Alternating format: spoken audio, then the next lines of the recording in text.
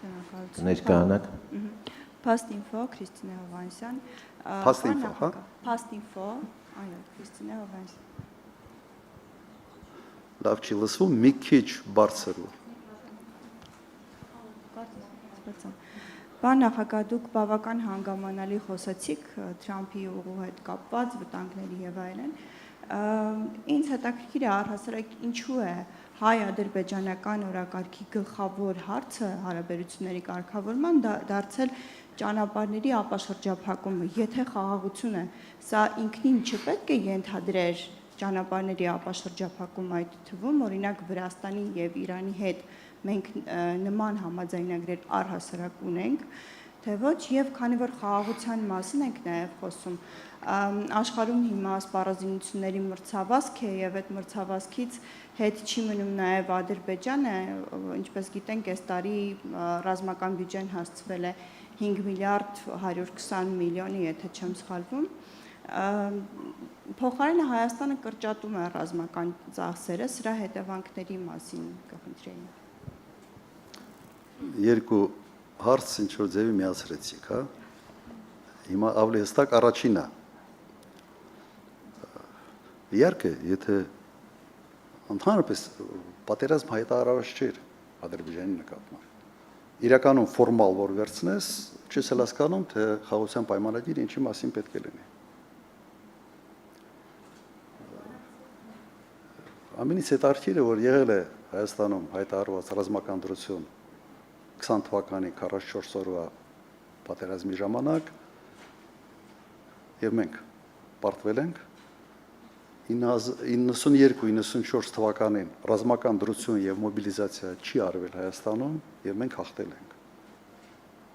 Հետաքրքիր համեմատություն է, չէ՞։ Դուք այս հարցի պատասխանը ինձ դուք տվել եք։ Ես էլ լավ չեմ պատկերացնում, թե ինչի համար է այս ամենը։ Պայմանավորենք հետևյալը, խաղաղության պայմանագիրը եթե ստորագրվի, լավ է, բայց չի։ Մի բան եւս ամրացվում է մեկ փաստաթղթով։ Բայց եթե այդ փաստաթուղթը չունի երաշխավորներ, որևէ միջազգային մեխանիզմներ նախատեսված չեն, այդ փաստաթղթի խախտման դեպքում ինչ հետևանքներ է հասնելու, սա ուղղակի փաստաթուղթ չի։ Սա ավելի շատ, կրկնեմ, փաստաթուղթ է ընտրությունների համար։ Նախընտրական կառույցության փաստաթուղթ է, այլ ոչ թե խաղաղության վերաբերող փաստաթուղթ։ Երկրորդ հարցը հիշեցրեք։ Հա, զինվելը նայեք, տարակուսելի է ինձ համար, երբ նույն իշխանությունը հայտարարում է, որ աշխարհում խառնաշփոթ է, որ որևէ sense միջազգային կանոններ, օրենքներ չեն գործում, իսկապես այդպես է։ Հիմա եթե նայում ես ՄԱԿ-ին, երևի ավելի անճար կառույց, դժվար է պատկերացնել, ինչ որ մի հարթակ է, որտեղ սա գնում է խոսում են, բայց առանց հետևանքների։ Իդեպ ՄԱԿ-ը այստեղ մեղավոր չի, ՄԱԿ-ը ունի այն ուժը, ինչը պատրաստ են ՄԱԿ-ին տալ Միացյալ Նահանգներ, Ռուսաստան, Չինաստան, Անվտանգության խորհրդի անդամներ, եվրոպացի առանձին չէ, բայց միասնական Եվրոպան, այո։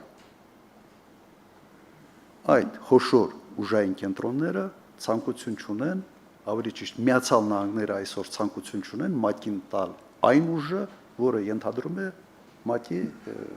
հիմնադրման փաստաթղթերը։ Հիմա այս վիճակում Ադրբեջանը մեծացնում է իր ռազմական բյուջեն, Հայաստանը փոքրացնում է իր ռազմական բյուջեն։ Ես բացատրություն չունեմ։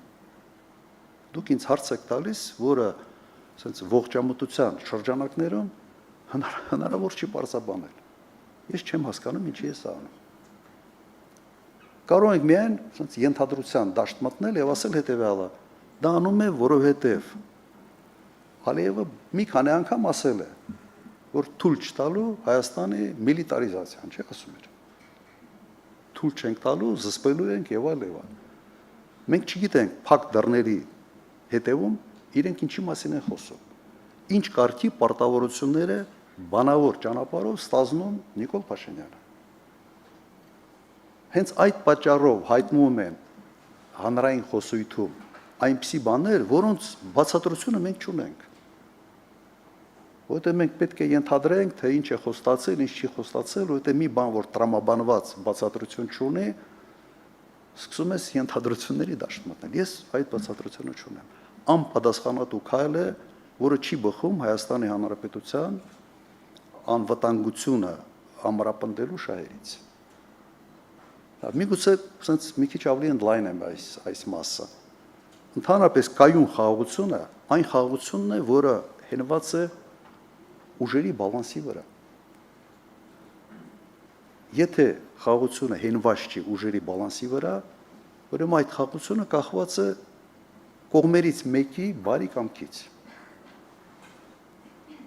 Մենք պատրաստ ենք վստահել այդպիսի խաղաղությանը, որը կախված է օրինակ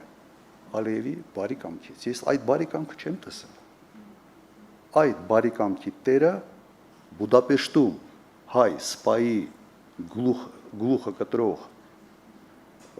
զինվորականին հերոսի կոչում է տվել եւ հետո իր ինքնաթիռը ուղարկել է նրան տեղափոխելու համար Բուդապեշտից Ադրբեջան։